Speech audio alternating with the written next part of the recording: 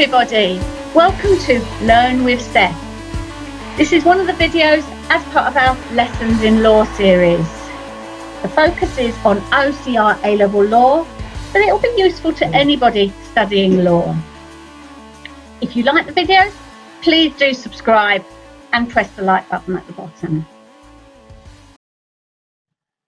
Hello.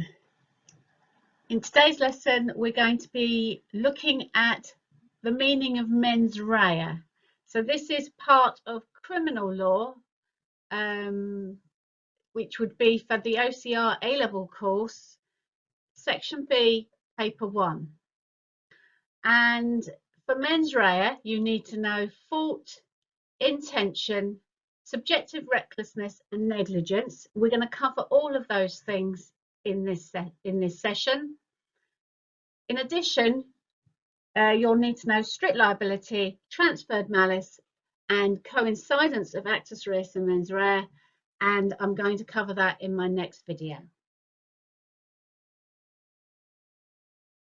So mens rea is all about fault, and we're going to look at what this means in criminal law and why it's so important to mens rea. Let's look at a scenario. So I'm driving home at 30 miles an hour. Sarah, who is drunk, trips and falls in front of my car and is killed. See, they might get this sort of situation in a court. In order, what a court would do in this case, they would need to work out who was at fault. Is it me? Or is it Sarah? Or perhaps it's a third party. So what could I argue to avoid being blamed for Sarah's death? Well, of course, I could argue that actually I was going the speed limit, I was perfectly alert, but she suddenly fell in front of my car and I had no time to stop. I could argue that, of course. I might argue perhaps somebody was also there, or perhaps it wasn't actually my car that killed Sarah. Perhaps she died later in the hospital due to a doctor's error, and that would all come under causation, which I covered in the last video. But of course, I might well have been at fault.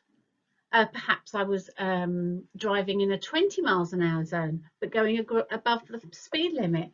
Perhaps I was over the limit.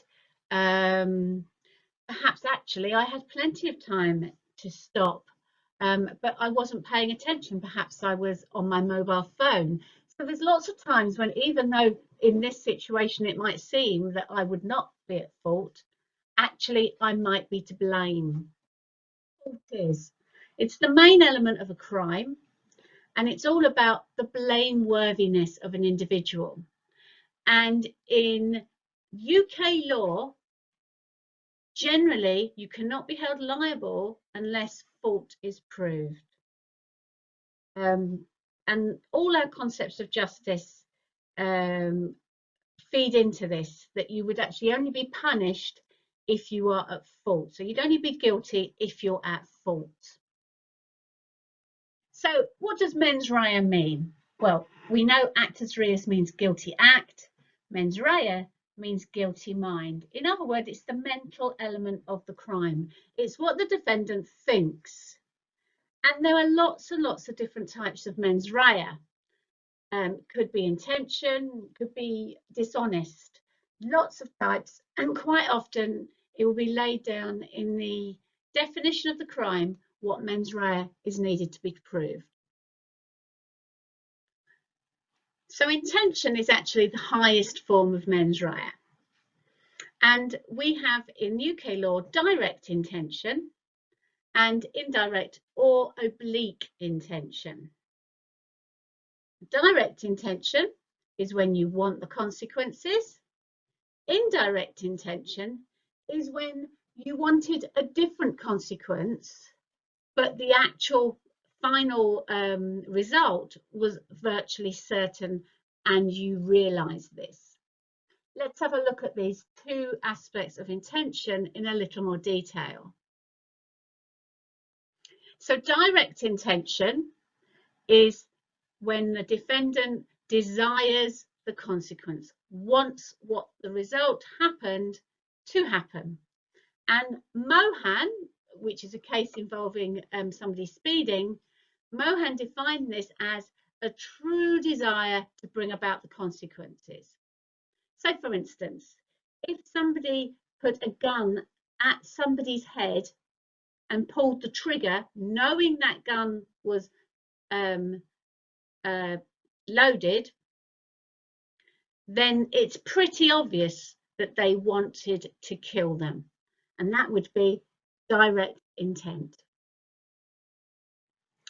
Indirect intent or oblique intent is when you don't desire the consequence, but something else. However, the consequences were a virtual certainty and the defendant realised this. And this comes from the case, well, it comes from a whole series of cases. First of all, Nedrick in the Court of Appeal, and then finally Woolin in the House of Lords. And Woolin wanted his baby to feed and to stop crying. And he was so frustrated that he threw the baby to the pram. Unfortunately, the baby missed the pram and died. And the courts held that he didn't have intention to kill because he did not realise that death or serious injury was a virtual certainty. So oblique intent has these two questions. Were the consequences a virtual certainty? And did the defendant realise this? And of course, this makes it a subjective test because it's from the defendant's perspective.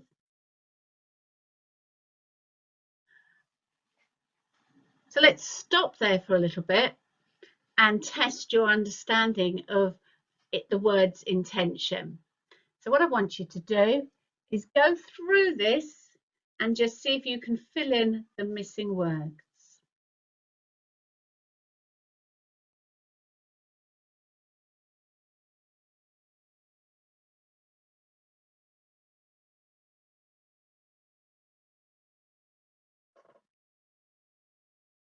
Okay, so we've got, first of all, guilty mind. Mens rea is the guilty mind. It is the mental element of the crime, what the defendant thought.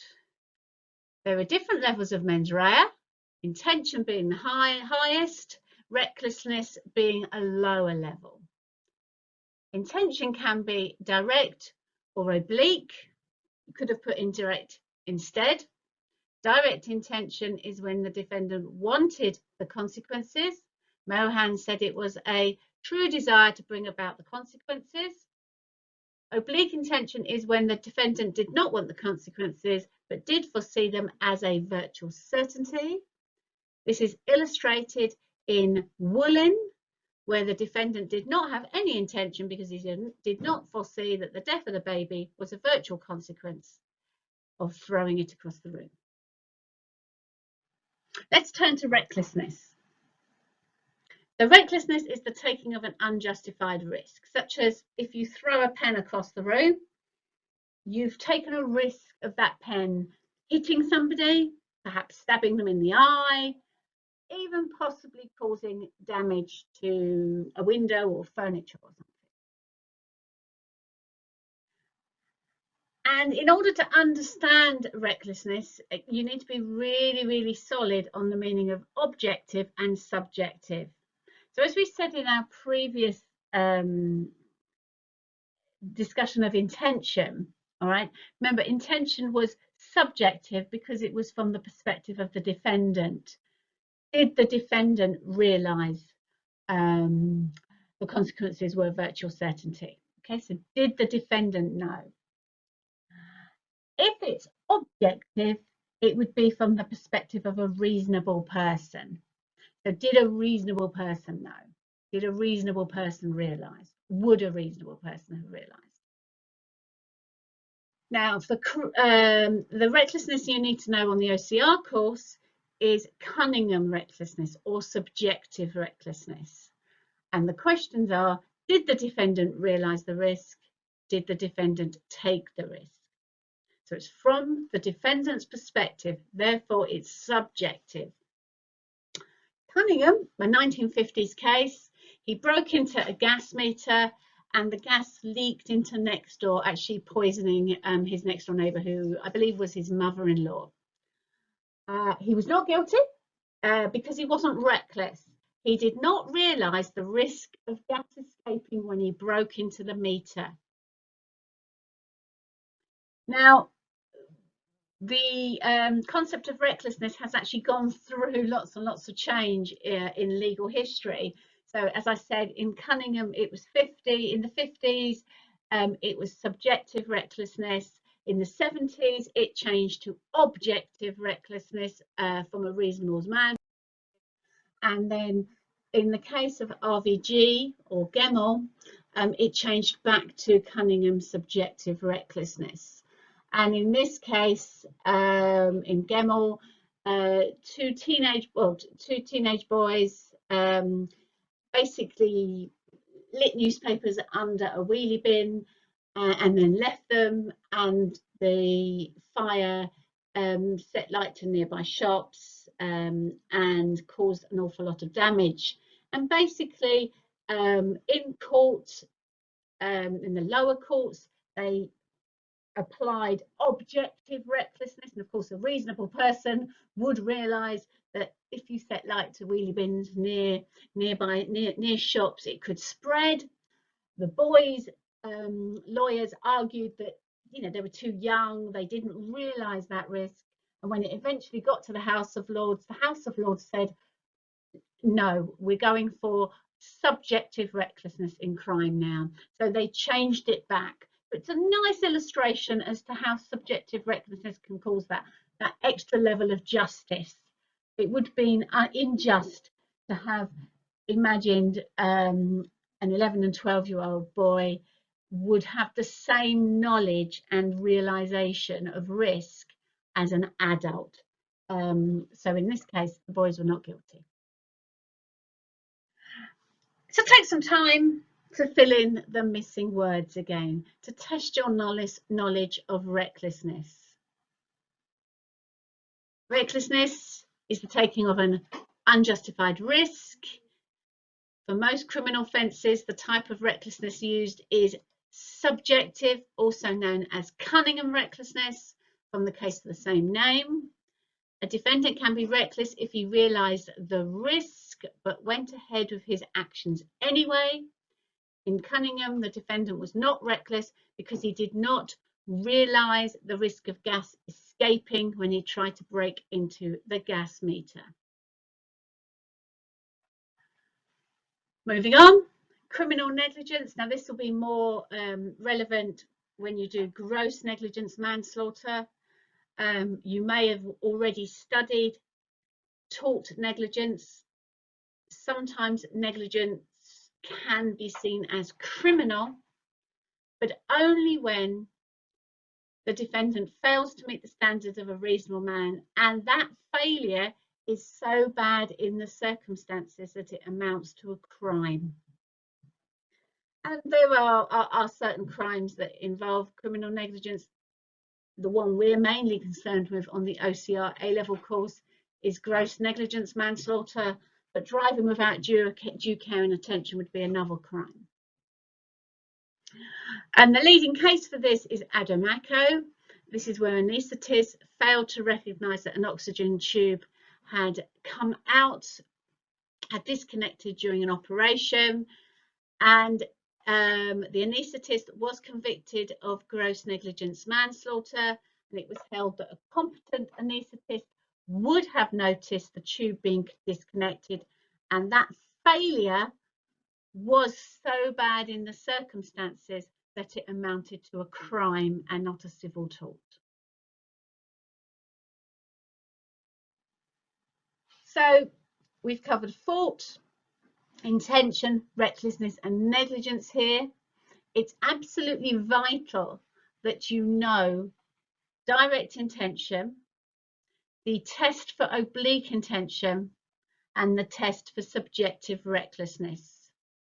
The key cases you must know from this lesson would be Mohan, Woolin, and Cunningham.